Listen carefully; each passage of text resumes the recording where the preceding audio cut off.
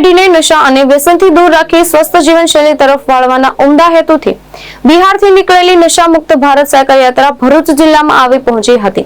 12,500 કિલોમીટરનું અંતર કાપવાના સંકલ્પ સાથે નીકળેલા બે યુવાનોનું ભરૂચના સાયકલિસ્ટોએ ઉમળકાભેર સ્વાગત કરી સન્માન કર્યું હતું।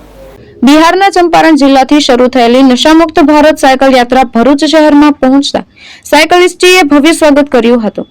કૃષ્ણકુમાર યાદવ અને રવિરંજન કુમાર યાદવ નામના બે યુવાનો નવ રાજ્યોમાં 12,500 કિલોમીટરનું અંતર કાપવાના લક્ષ્યાંક સાથે યાત્રા કરી રહ્યા છે।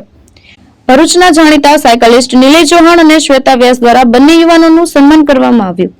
યુવાનો સોશિયલ મીડિયા અને વ્યસનોમાં સમય બગાડવાને બદલે સાયકલિંગ અને દોડ જેવી શારીરિક પ્રવૃત્તિઓ અપનાવે છે, તે માટે આ અભિયાન ચલાવવામાં આવી રહ્યું છે। આ સાયકલ યાત્રાથી ભરૂચ સહિત આસપાસના વિસ્તારમાં યુવાનોમાં ફિટનેસ અને વ્યસન મુક્તિ પ્રત્યે સકારાત્મક સંદેશ પહોંચ્યા છે। નમસ્તે, મારું નામ શ્વેતા વ્યાસ છે, મારી સાથે બીજા સાયકલિસ્ટ નિલેશ ચૌહાણ છે। આજે ભરૂચ જિલ્લામાં બે સાયકલિસ્ટ જે બિહારથી આવી ચૂકેલા છે, આખું ભારત ભ્રમણ કરીને એમનું અમે સ્વાગત કરીએ છીએ।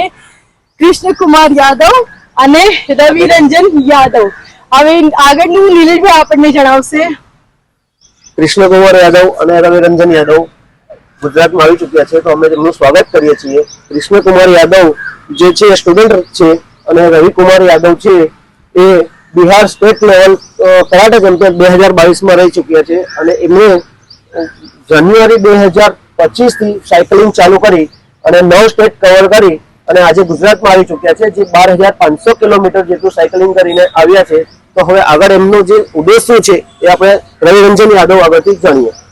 ये मेरा सिंपल सा उद्देश्य है कि आजकल के युवा थोड़ा नशे पताई से दूर रहें और भारत को एक नई संदेश दे, भारत की आने वाली पीढ़ियों को, और अपने माता पिता का नाम रोशन करे, देश के लिए मेडल लाए, खेल कूद से ज्यादा जुड़े। आप साइकिलिंग कर सकते हैं, जिम ज्वाइन कर सकते हैं, किसी भी फील्ड में अपना करियर भी बना सकते हैं, नाम भी कमा सकते हैं, माता पिता का नाम के साथ साथ देश का भी नाम रोशन कर सकते हैं। यही टारगेट है मेरा।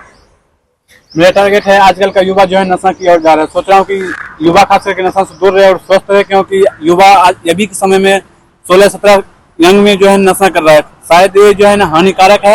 प्लीज आप लोगों से रिक्वेस्ट है कि नशा ना करें। केतन मेहता, दृष्टिकोण न्यूज, भरूच।